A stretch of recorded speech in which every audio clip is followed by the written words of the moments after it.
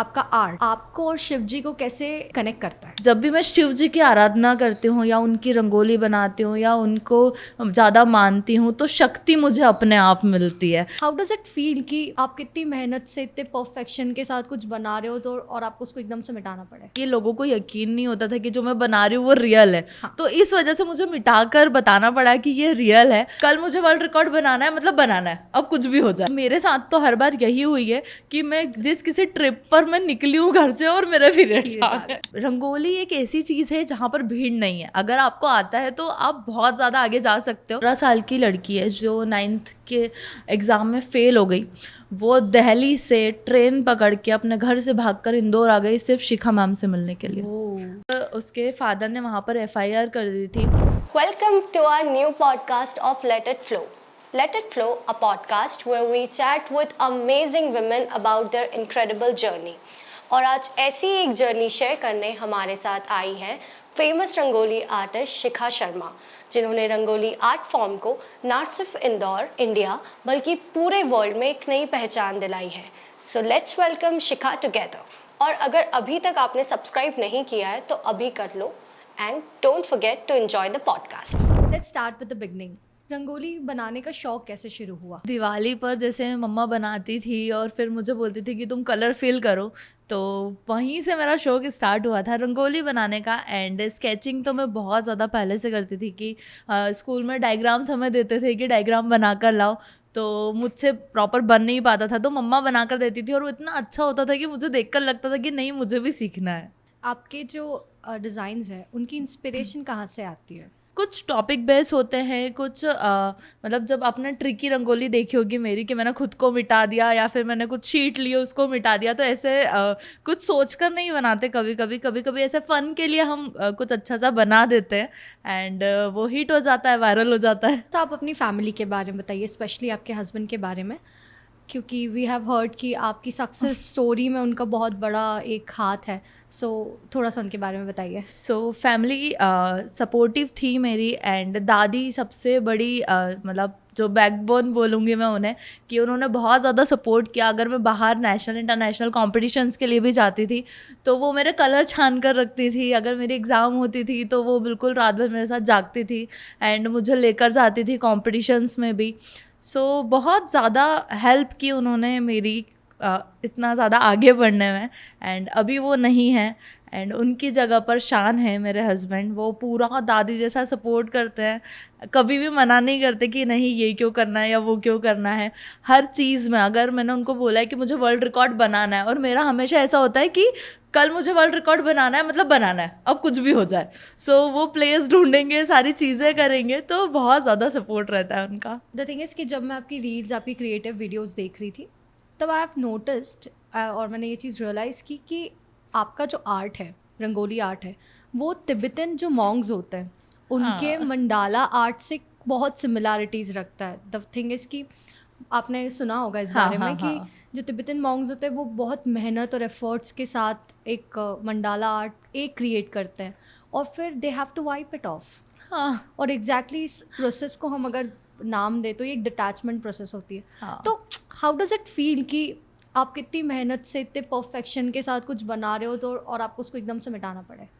मतलब कुछ भी मतलब कुछ भी ना स्थायी नहीं है। मतलब मे बी जैसे कि lasts forever, हाँ, हाँ। कुछ भी नहीं है। आप पेंटिंग्स बना रहे हो वो भी कभी ना कभी ख़राब होगी, रंगोली बना रहे हो मैं प्रिजर्व करके नहीं रख सकते उस चीज़ को। सो एंड सबसे ज़्यादा मिटाने का तो ये हुआ था कि लोगों को यकीन नहीं होता था कि जो मैं बना रही हूँ वो रियल है। हाँ। तो इस वजह से मुझे मिटाकर बताना पड़ा कि ये रियल है। एंड फिर मैंने वो वाली जो वीडियो आप बोल रहे हो वो भी मैंने देखी एंड उनका आर्ट वर्क भी बहुत शानदार होता है। वो बहुत ज़्यादा मेहनत करते हैं एंड जब उनका कंप्लीट होता है वैसे ही वो उसको मिटा देते हैं। एंड हमारे साथ भी सेम यही होता है कि अगर मैं खुद की रंगोली बना रही हूँ एंड मुझे सेकंड शॉट लेना है तो मैंने अब जैसे ही कंप्लीट की वैसे ही हम उसको मिटा देते हैं। सो थोड़ा सा सिमिलर है बट मैंने सिर्फ रियल दिखाने के लिए वो सारी चीज़ें की है कि वो रंगोली है। मतलब आपको इस बारे में कोई आइडिया हाँ, नहीं था पहले तब मुझे तक कोई कि आइडिया नहीं ऐसा था। भी कुछ होता है और ये आपके माइंड ने खुद ये चीज़ को क्रिएट किया। ओके, सो एक थोड़ा सा पर्सनल क्वेश्चन पूछते हैं। How was your first period experience? मैं एक स्कूल के फंक्शन में गई हुई थी एंड वहाँ पर स्पीकर बहुत ज़्यादा, मैं स्पीकर के पास में बैठी हुई थी एंड मे बी वाइब्रेशन से मुझे फर्स्ट टाइम पीरियड्स आए एंड मैं बहुत ज़्यादा डर गई थी कि ये क्या हुआ, मतलब पेट बहुत ज़्यादा दर्द कर रहा था। फिर दादी एंड मम्मा ने मुझे समझाया कि ऐसी चीज़ें होती है। फिर बहुत ज़्यादा पेन हो रहा था तो उन्होंने मुझे हलवा बनाकर खिलाया क्योंकि घी एंड ऑल ये सब हाँ। बहुत अच्छा होता है। तो तब तो मुझे कुछ समझ नहीं आया कि क्या हो रहा है मेरे साथ।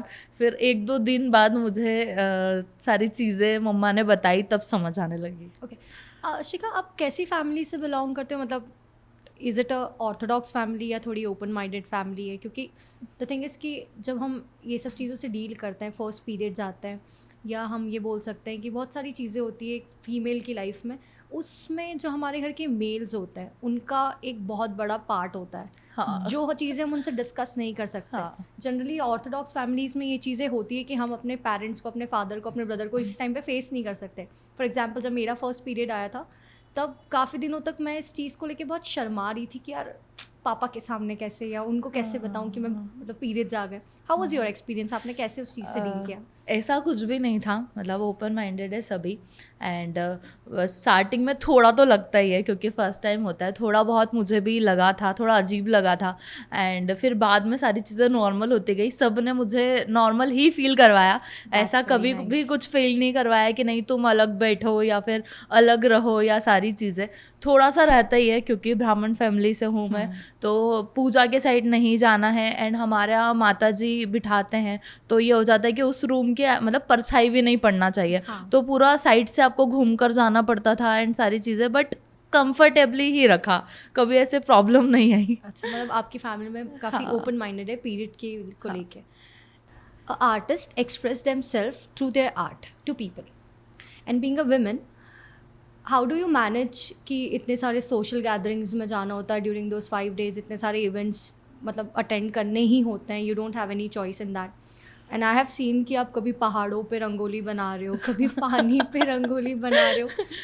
पीरियड्स उस टाइम पे क्या मतलब क्या रोल रहता है कि आपको कैसा फील होता है? फॉर एग्जांपल आपने केदारनाथ में बनाया, तो during that time for example अगर पीरियड्स आ गए, सो क्या आप, मतलब वो तो मंदिर है अब। बहुत बार हुआ ऐसा, मतलब होता ही है, आप कुछ नहीं कर सकते। आपकी टीम है पूरी और उसमें सारी गर्ल्स हैं, 1-2 ही बॉयज़ है, बाकी सारी गर्ल्स ही है एंड सबके पीरियड्स आते हैं। और सबसे ज़्यादा प्रॉब्लम मेरे साथ तो हर बार यही हुई है कि मैं जब जिस किसी ट्रिप पर मैं निकली हूँ घर से और मेरे पीरियड्स आ गए, तो मैं बहुत ज़्यादा चिड़चिड़ी हो जाती हूँ, मुझे कुछ भी समझ नहीं आता है। पेट दर्द अलग करता है, आपको तो पता ही होगा हाँ, कितनी exactly. सारी चीज़ें होती है। बट फिर थोड़ा सा ना जब भी हम काम करते हैं, बट जब भी भगवान के बनाते हैं उस टाइम पर नहीं बना सकते हैं तो तब नहीं बनाते हैं। बाकी अगर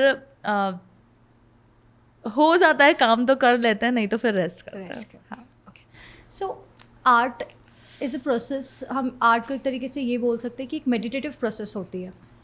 और जब भी आज तक पूरी दुनिया में जब भी मेडिटेशन का नाम आया है, सबसे पहले जो चीज़ हमारे दिमाग में आती है that is Lord Shiva.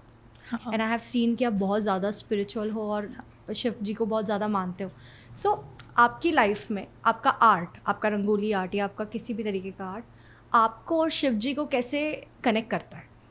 So numerology के अकॉर्डिंग जो मैंने बहुत सारी ऐसी चीज़ें सुनी हैं कि जो 3 नंबर होता है वो शिव को रिप्रेजेंट करता है और 3 नंबर ही शक्ति को रिप्रेजेंट करता है एंड जो 3 एंड 3 मिक्स होकर 6 होते हैं वो शिव शक्ति को रिप्रेजेंट करते हैं। सो मेरा जो बर्थ मतलब जो मेरा डेट है वो है 3 एंड जो 3 सितंबर है। सो सितंबर आता है 9 एंड जो मेरा जो नाम है शिखा शर्मा, उससे जो न्यूमरोलॉजिकली जो नंबर आता है वो होता है 6।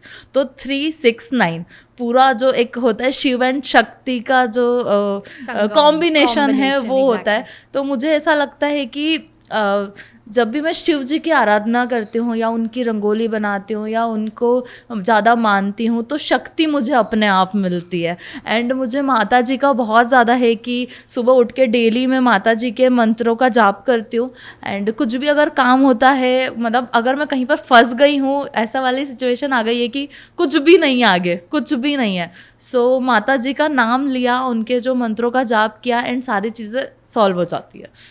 तो ये एक दादी से संस्कार मिले हुए हैं, और दादी हमेशा कहती है कि मतलब भगवान हमेशा साथ में होते हैं, देवी जी हमेशा हमेशा साथ में होती है, तो एक बार सच्चे दिल से पुकारोगी तो वो आ जाएंगे। तो फिर लगता है कि हाँ है, होता है ये सारी चीज़ें। We have seen your social media, आपकी उस फ़ैन फॉलोइंग बहुत ज़्यादा है, बहुत ज़्यादा, मतलब एक्सट्रीमली ज़्यादा है। सो काफ़ी ऐसे लोग हैं जो आपको एज ए इंस्पिरेशन देखते हैं, काफ़ी ऐसे लोग हैं जो आपकी तरह बनना चाहते हैं, और सोशल मीडिया के जिस तरीके से we can say positive impacts है, उसी तरह कुछ नेगेटिव इम्पैक्ट्स भी है।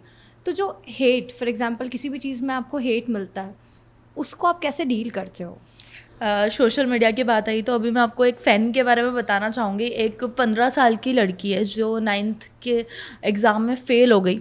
वो दिल्ली से ट्रेन पकड़ के अपने घर से भागकर इंदौर आ गई सिर्फ शिखा मैम से मिलने के लिए।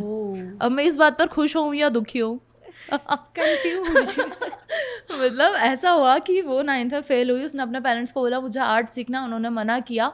उसने पता नहीं कैसे वो रेलवे स्टेशन तक पहुंची, ट्रेन में बैठी, वो इंदौर आई पूरी रात ट्रेवल करके। 15 साल की लड़की? हाँ, अकेले दिल्ली से इंदौर आई। इंदौर आकर ना फ़ोन ना पैसे, कुछ भी नहीं था उसके पास।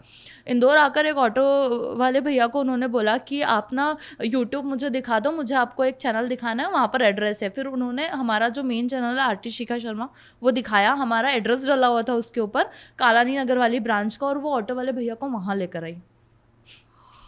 मतलब मैं क्या ही कर सकती हूँ इसमें, मतलब Goosebumps, हाँ एग्जैक्टली। कैसे उस चीज़ को फिर उसके बाद मतलब आपने फिर उसके फादर ने वहाँ पर एफआईआर कर दी थी। फिर हम उनको पुलिस स्टेशन लेकर गए, फिर मैंने सारी चीज़ें बताई, और सबको ऐसा लग रहा था कि ऐसे कैसे आ गई, आपने बुलाया होगा। तो मैंने बोला नहीं, हम ऐसे किसी को नहीं बुलाते हैं, एंड प्लीज़ कोई भी मत आया करो ऐसे। अगर आपको लगता है तो पेरेंट्स के साथ आइए, हम सिखाते हैं, क्लासेस हैं हमारी, और सारी चीज़ें प्रॉपर होती है, बट पेरेंट्स के साथ आइए। एंड फिर हमने उनको, उनके पेरेंट्स को बुलाया, सेकेंड डे उनके पेरेंट्स आए, फिर उनको सौंप दिया कि हाँ ठीक है आप ले जाओ। और वो बोल रही थी कि नहीं आप मेरा यहाँ पर एडमिशन करवाओ, नहीं तो मैं नहीं आऊँगी, अब वापस ही नहीं आऊँगी, मैं मैम के पास ही रहूँगी। कुछ ऐसे लोग हैं एज आई सेड जो आपसे काफ़ी ज़्यादा इंस्पायर होते हैं और रंगोली में ही आगे करियर देखना चाहते हैं। हाँ। एक कि हम इन्हीं की तरह आगे बढ़े।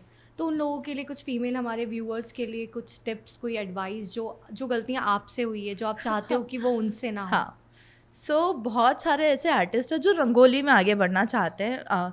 रंगोली एक ऐसी चीज़ है जहाँ पर भीड़ नहीं है। अगर आपको आता है तो आप बहुत ज़्यादा आगे जा सकते हो, एंड कोई भी ऐसा नहीं है कि आपको पैर पकड़ के पीछे खींचेगा कि हाँ आपको पीछे खींचने की कोशिश करेगा, ऐसा कुछ भी नहीं है इस फील्ड में। इस फील्ड में आप जितनी खुद की मार्केटिंग करोगे उतना ज़्यादा अच्छा है। मतलब स्टार्टिंग में मैंने बहुत सारी फ्री में रंगोली बनाई ताकि लोगों को पता चले कि मुझे रंगोली बनाते आता है। अगर मैं बनाती नहीं तो किसी को पता ही नहीं चलता। And exactly. आजकल आर्टिस्ट को क्या हो गया है कि ये हमें पे करेंगे तो ही हम वर्क करेंगे, नहीं तो हम नहीं करेंगे। बट पहले आप सीखने के लिए काम करो, आप बाहर जाओ, आपको रिव्यूज़ पता चलेंगे कि लोग आपकी रंगोली को देखकर क्या बोल रहे हैं।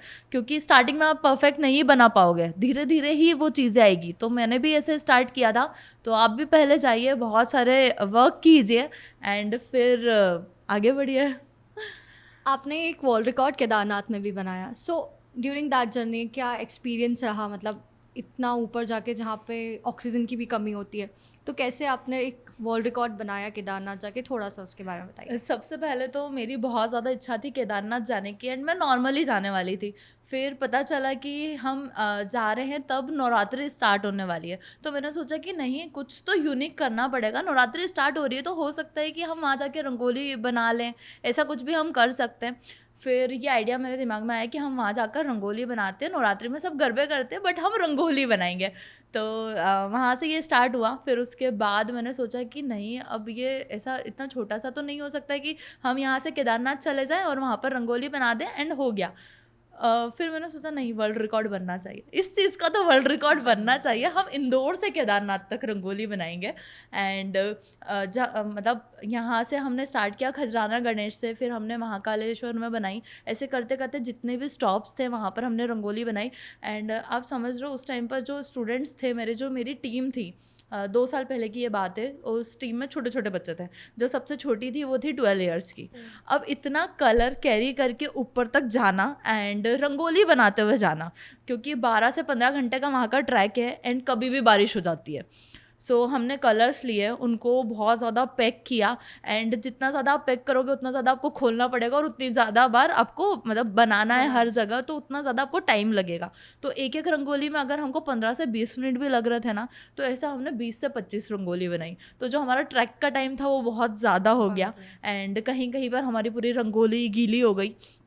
फिर भी हमने बनाई, उसको सुखा सुखा करके बनाई। बट जब हम ऊपर पहुँचे, वहाँ का नज़ारा मतलब स्वर्ग में ही आ गए थे।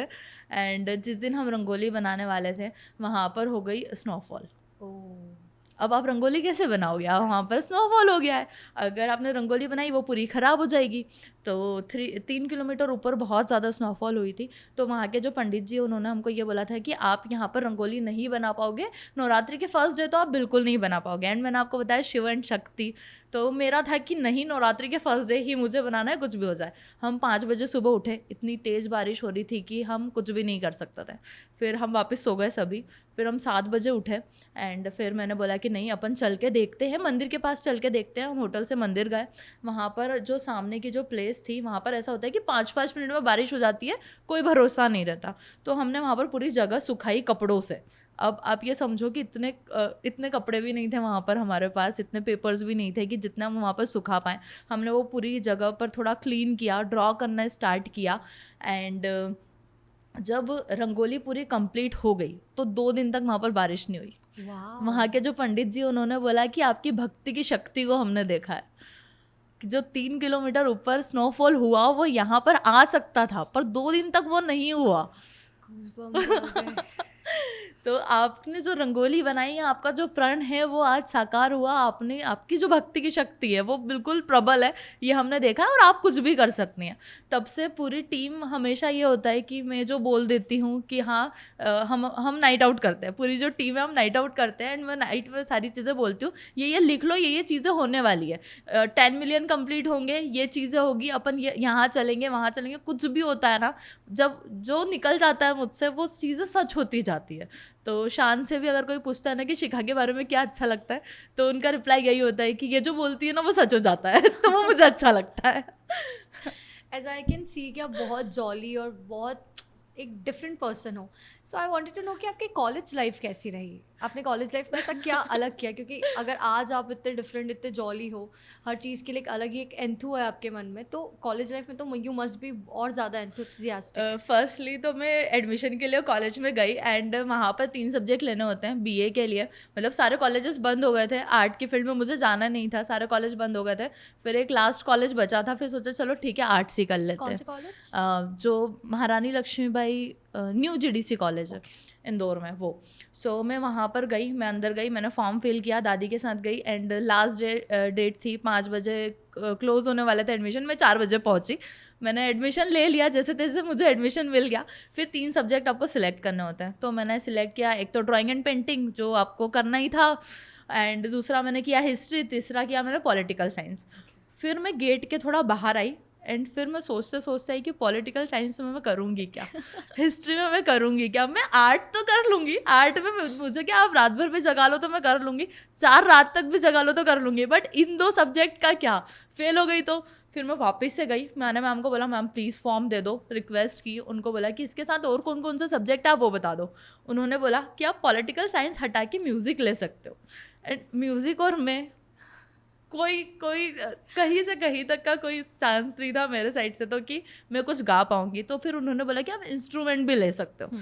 सो मैंने सोचा कि ठीक है, उन्होंने बोला आप सितार बजाना उसमें, एंड मुझे इंटरेस्टिंग लगा, मैंने बोला ठीक है आप मुझे सितार दे दो, ये वाली चीज़ से मुझे हटा दो। फिर मैंने वो 3 सब्जेक्ट लिए, 3 साल फर्स्ट ईयर में ही मैं कॉम्पिटिशन्स में गई एंड वहीं से मैं सिलेक्ट हो गई। सिलेक्ट होने के बाद मुझे ऐसा लगा था कि मैं स्टेट लेवल के लिए सिलेक्ट हुई हूँ, बट नहीं, वहाँ पर जो नेशनल के लिए सिलेक्शन होते थे मैं उसके लिए सिलेक्ट हो गई थी। तो ये बहुत ज़्यादा मतलब अलग ही स्टोरी थी कॉलेज की। तो 3 साल तक तो मैंने बिल्कुल नेशनल इंटरनेशनल क्रॉस कर लिए थे। उसके बाद फिर मैंने एमए भी वहीं से किया, 2 साल और मेरे वहीं पर थे।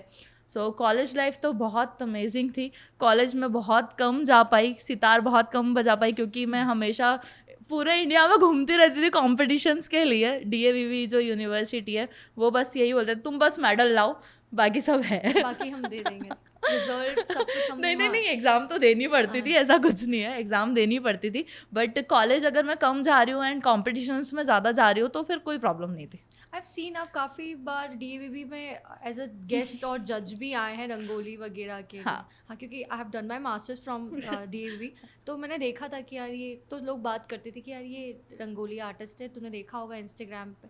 बोला हाँ शायद देखा है, तब मुझे एक बार रियलाइज़ होता है कि हाँ मैंने आपको देखा है। सो एज यू सेड कि आपका कॉलेज लाइफ जो था वो इतना कोई ज़्यादा वी कैन से कि इम्प्रेसिव नहीं था, क्योंकि आप कभी कॉलेज गए ही नहीं। आप शान से कैसे मिले? इंस्टाग्राम। इंस्टाग्राम। सो शान ने मुझे मैसेजेस किए इंस्टाग्राम पे, एंड मेरे पास मतलब तब मेरे बहुत ज़्यादा ही फॉलोअर्स थे, एंड मैंने उनको रिप्लाई नहीं किया तो उन्होंने मुझे ब्लॉक कर दिया। फिर उनको रियलाइज़ हुआ कि ये क्यों रिप्लाई करेगी मुझे। फिर उन्होंने अनब्लॉक किया, फिर से मुझे मैसेजेस करना स्टार्ट किए, एंड मेरा आंसर था आप मेरी कास्ट के हो, अगर आपको मुझसे शादी की बात करनी है तो मैं आपसे बात नहीं करूँगी। डायरेक्ट यही हुआ था। फिर उन्होंने बोला नहीं मैं तो तुम्हारा फ़ैन हूँ, मुझे मिलना है तुमसे, तुम्हारी रंगोली देखनी है। फिर वो रंगोली देखने आए तो मुझे बहुत ज़्यादा अच्छे लग गए। फिर फैमिली में बात की दोनों ने, एंड वहीं से स्टार्ट हो गया, पर इंस्टाग्राम से हुआ। मतलब यहाँ पे भी सोशल मीडिया का इम्पोर्टेंट रोल है आपकी लाइफ में। ओके, और बताइए कुछ कि अपार्ट फ्रॉम केदारनाथ कोई वर्ल्ड रिकॉर्ड बनाते टाइम कोई दिक्कत आई हो? द थिंग इज कि आपने रामनवमी के टाइम पे भी एक हाँ। वर्ल्ड रिकॉर्ड बनाया था ड्यूरिंग मतलब दैट टाइम। रंगोली में तो ऐसा होता है कि 25-25 किलो की बोरियां होती है, उसको उठाकर आप कलर डाल रहे हो, मिक्स कर रहे हो, बहुत ज़्यादा शोल्डर पेन करते हैं।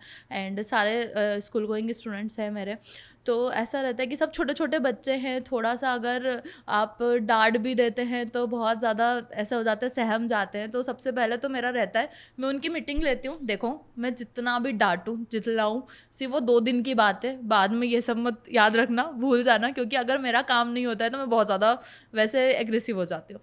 तो और डांट डांट के काम करवाती हूँ, उतना ही प्यार करती हूँ। तो जैसे ही सब बहुत ज़्यादा टायर्ड हो जाते हैं, सबको लगता है कि नहीं हमको सोना है, तो हम बिल्कुल बढ़िया सा सॉन्ग प्ले करते हैं और मैं डांस करना स्टार्ट करती हूँ। मतलब पूरा पूरा ग्राउंड है, रंगोली बन रही है, सब कहीं ना कहीं पर ऐसे सोए हुए ऐसे बैठे हुए हैं और मैं उठ के डांस कर रही हूँ। मैं अकेले डांस करते करते सबके पास जाती हूँ, एक एक बार सबको उठा उठा के डांस करवाती हूँ, फिर हम पूरा ग्रुप में डांस करते हैं, बहुत ज़्यादा मस्ती करते हैं, फिर सब में एनर्जी आ जाती है कि नहीं अब हम फिर से काम करेंगे। ऐसे ही हम बहुत सारे वर्ल्ड रिकॉर्ड में प्रैंक भी करते हैं किसी न किसी के साथ। शान के साथ भी 2 से 3 बार हम लोग प्रैंक कर चुके हैं। तो बहुत ज़्यादा मतलब ऐसा होता है कि एक ट्रिप पर जा रहे हैं हम लोग, वर्ल्ड रिकॉर्ड नहीं होता है वो, हमारे लिए एक ट्रिप हो जाती है, एंड बहुत ही ज़्यादा मस्ती करते हैं। हमने आपके काफ़ी क्रिएटिव वीडियोस देखे, तो कई बार ऐसा होता है अगर हम हमारा पर्सनल जो हमारे साथ बीती है वो बताए, तो कई बार ऐसा होता है कि ड्यूरिंग पॉडकास्ट ये जो माइक है ये साथ नहीं देते, तो इस बार एक सेफर साइड हमने 2 माइक यहाँ लगाए हैं कि कोई दिक्कत ना हो।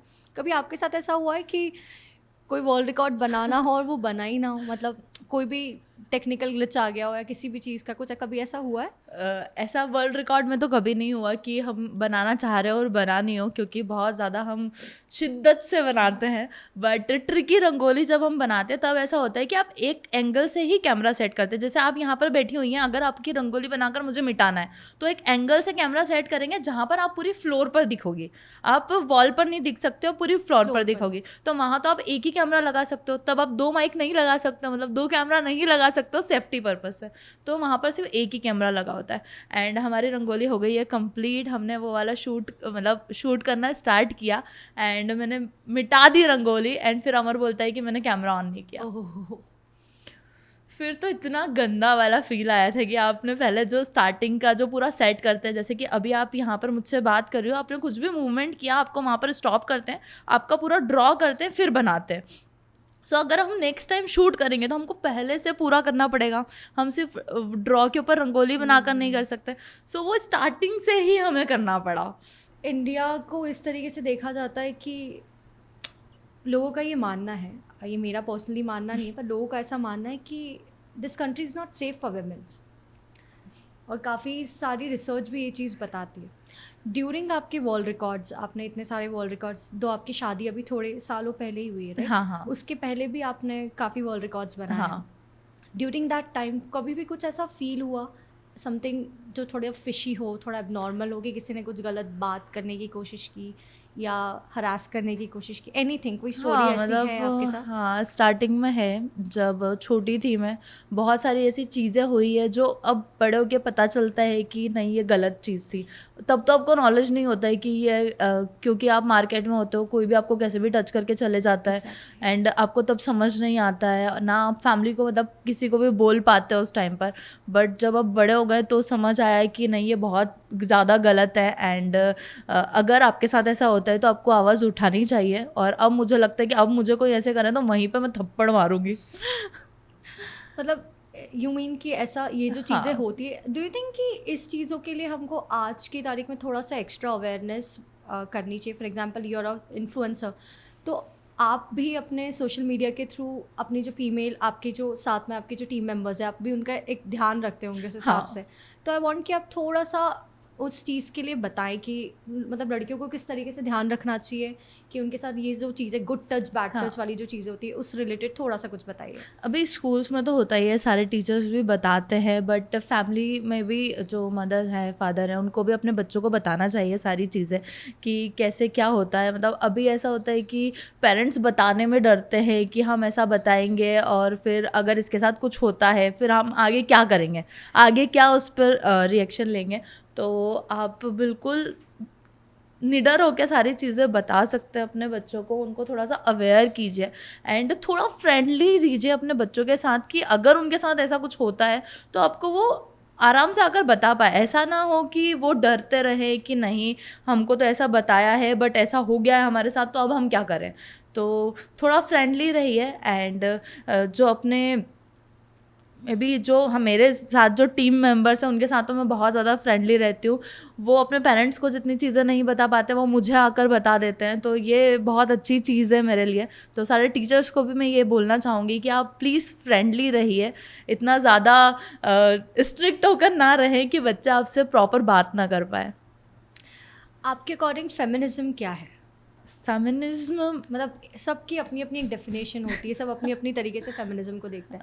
आप क्या देखते हैं कि what is feminism to you? मतलब नॉर्मली अभी तक तो ऐसा हो रहा है कि जो फीमेल है वो सिर्फ घर संभालेंगी एंड जो मेल है वो कमा कर लाएंगे एंड काम करेंगे। बट जो कोविड के बाद से जो चेंजेस आने लगे हैं कि नहीं फीमेल का काम करना भी उतना ज़्यादा ज़रूरी है। कभी मैं शान को बोलती हूँ कि अगर मैं नहीं करती कुछ तो फिर उनका हमेशा यही रहता है कि नहीं तुम आगे बढ़ो, और मुझे बहुत अच्छा लगता है। तो जो एक चेंजेस आए हैं कोविड के बाद दोनों के नज़रिए में, अभी बहुत सारे लोग हैं जो इन चीज़ों को नहीं मानते, उनको लगता है कि नहीं एक जो लेडी है वो शादी करके घर पर ही रहेगी, वो काम एंड ऑल ये सब नहीं कर सकती। एंड उनके बाद जो मतलब जो डांस की फील्ड में है, जो भी ऐसी फील्ड में है जो कि एक फैमिली नहीं सोच पाती कि इसमें वो उनकी बहू आगे बढ़े। क्योंकि मेरा तो आर्ट फील्ड है, आप कुछ भी करो तो वो तो नॉर्मल फील्ड है, उसमें ऐसी कोई दिक्कत आती नहीं है। बट जैसे डांस की फील्ड है या कुछ भी ऐसी चीज़ें हैं अलग अलग टाइप, एक्टिंग करियर हो गया, बहुत सारी चीज़ें हैं जिसमें अगर वो आगे बढ़ती हैं तो फैमिली को लगता है। बट मुझे लगता है कि फैमिली को सपोर्ट करना चाहिए, और फैमिली तभी सपोर्ट करेगी जब एक हस्बैंड सपोर्ट करेगा या फिर जो जितने भी मेल हैं वो उन्हें आगे बढ़ाएंगे। तो यही चीज़ है। थैंक यू सो मच शिखा, बहुत अच्छा लगा आपसे बात करके, बहुत मज़ा आया। और ऑन बिहाफ ऑफ वूहील हम चाहेंगे कि आप इसी तरीके से अपने और वर्ल्ड रिकॉर्ड्स बनाएं और इंदौर और इंडिया का नाम रोशन करें। Thank you so much for watching our podcast let her flow, and to all my listeners जो अभी हमारा पॉडकास्ट देख रहे हैं, don't forget to subscribe, share and like our podcast, and until next time take care and stay creative. Thank you.